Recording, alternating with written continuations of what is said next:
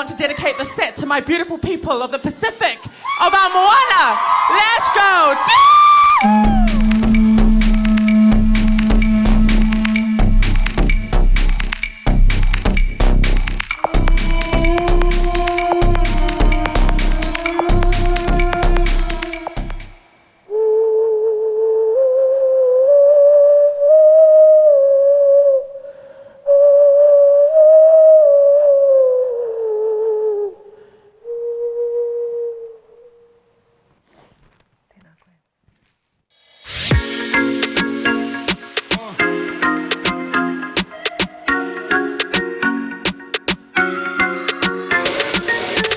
Kia ora, ko Lady Shaka tuku ingoa. Ki te taha o tōku māma, he uri whakaheke no Ngāti Porou, Ngāti Tuwhare Toa, Te Aotearoa a Paparangi, Ngāti Raukawa me Tuwhare Toa, anō hoki no ngā motu tapu o Tahiti, ki ha apu, ki te taha o tōku pāpā, no Hāmoa, ki Lipea, me Salaimoa, me Whaleula, ki te taha o tōna pāpā, no Tokelau, ki Nukunonu, me Kapo Verde, ki Bravo.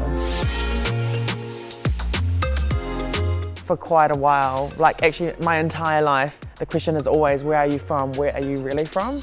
And that got really, really annoying. So when people that aren't Pacific or aren't from the African diaspora or aren't people of colour ask me, where are you from? I just say I'm mixed race. That's the most easiest way for me to explain that. And then people just leave it at that, you know. But when people that, you know, are from those communities or people who are people of colour, they understand mixed heritage and multi-ethnic heritage. I like to explain myself as being Indigenous and Afro Pacific as well. I'm mostly known for my work in the music industry as a DJ, and then I also do visual arts as well. Te Matatini, the Lost Diaspora, is named after my grandfather, Mikaele Te Matatini Perez. And it was a way of paying homage to his Tokelau and Cape Verdean ancestry, and also to talk about Afro Pacific heritage as being almost like a lost diaspora, because there aren't many conversations that are held in space about that. For me, being part Cape Verdean, I was more so brought up on my te ao Maori and my Pacific side, so I had to go out and, you know, learn about my African heritage, about my Cape Verdean heritage.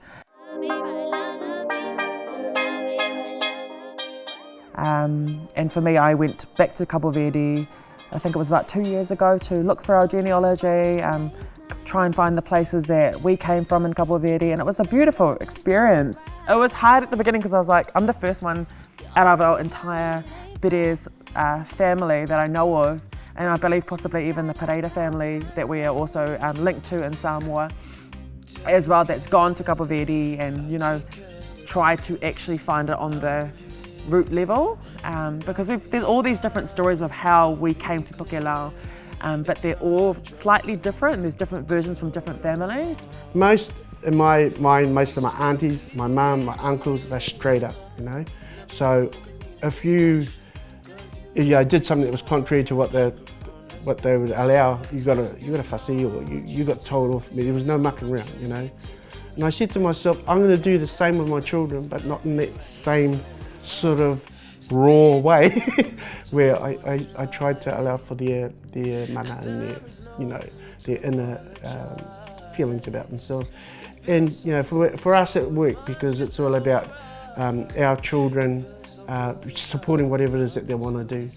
And of course we've got Lady Shaka, who chose the pathway.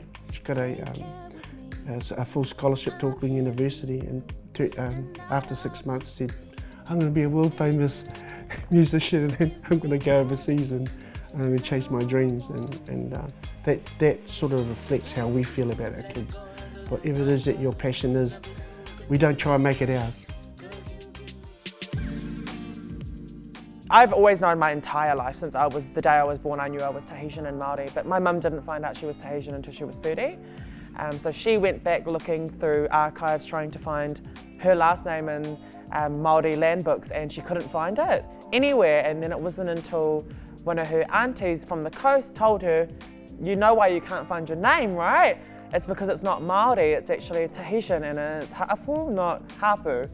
And my mum was like, no way, like, oh my God, okay. And then when she found it, names on names, and our village in Tahitian Huahine is Ha'apu as well.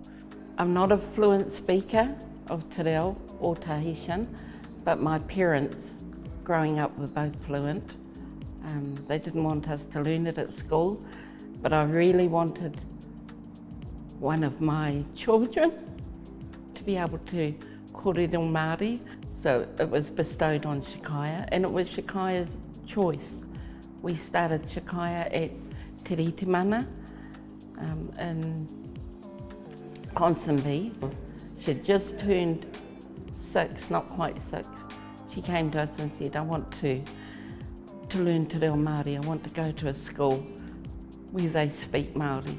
We look up to Shaka, you know, being a fluent speaker, but we're so proud of her and her journey.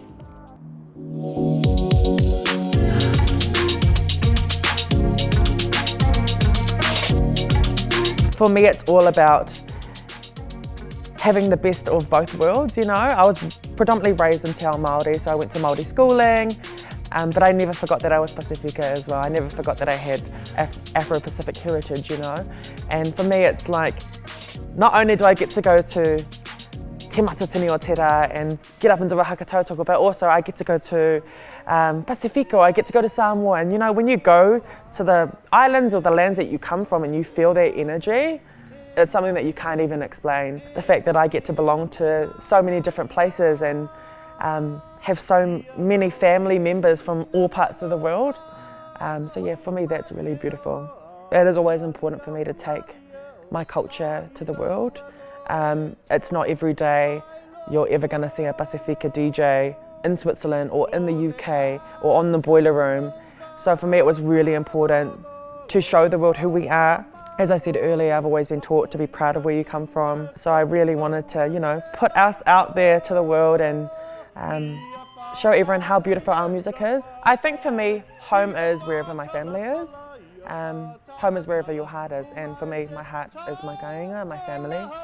So like, whānau isn't just the people that you are related to, it is also people that come on your journey and love you and support you and show you love.